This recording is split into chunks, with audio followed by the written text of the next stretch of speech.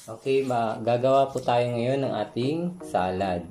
So, ito yung ating nagawa na radish na shredded. And ito namang carrot naman po. So, napaka-importante ng salad. Bakit? Kasi nandyan yung mga enzyme. Kulang tayo sa enzyme. Mabilis tayong mabusog. Tapos, bloated. Isa yan sa mga sign na kulang tayo sa enzyme. Habang nag-iedad tayo, ay kumukunti yung capacity ng katawan na mag-create ng enzyme. So, napaka-importante na mag-take tayo, kain tayo, gawa tayo ng mga salad na ganito. Tayo, bakit sugatan. Then, halimbawa, ganyan na. Lalagyan na lang natin ito ng dressing. So, for example, pero bago yung dressing, pwede rin naman natin lagyan na nitong sesame seeds. Roasted black and white sesame seeds. So, adjust natin ang camera.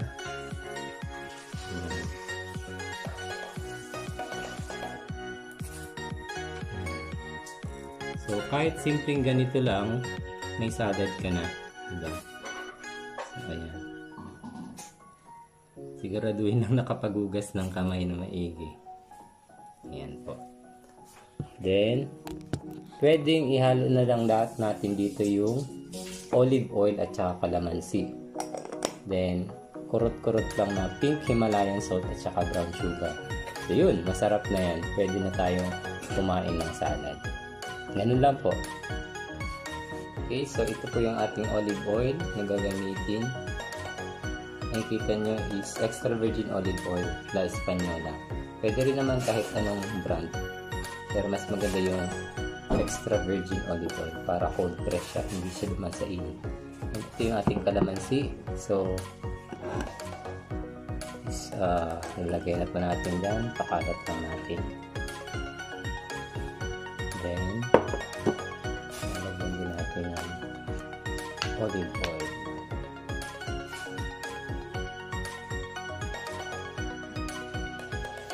So, kahit mga 1 to 2 tablespoon. Itansya nyo na lang.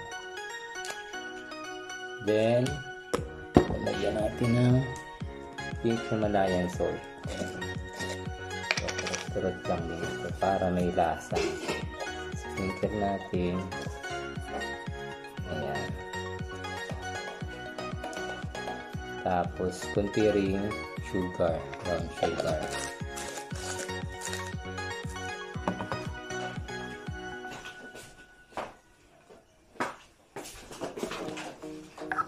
So, ito naman yung brown sugar natin.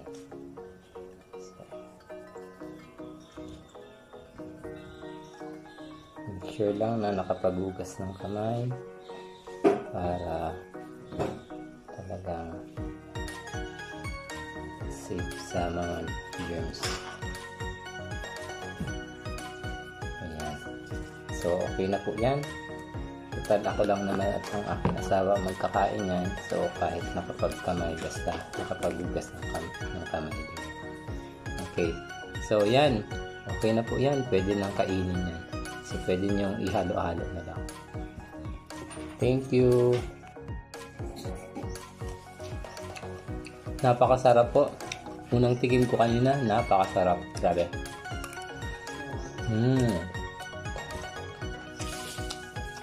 Ang lasa ay magkakahalong asim, konting alat, at konting tamis. So, napaka-importante ng radish para sa lungs, sa baga. Carrot, ganun din. Ito ang sekreto para yung ating lips ay laging namumula. Dadagdag ng dugo. So, kain tayo. Bye-bye.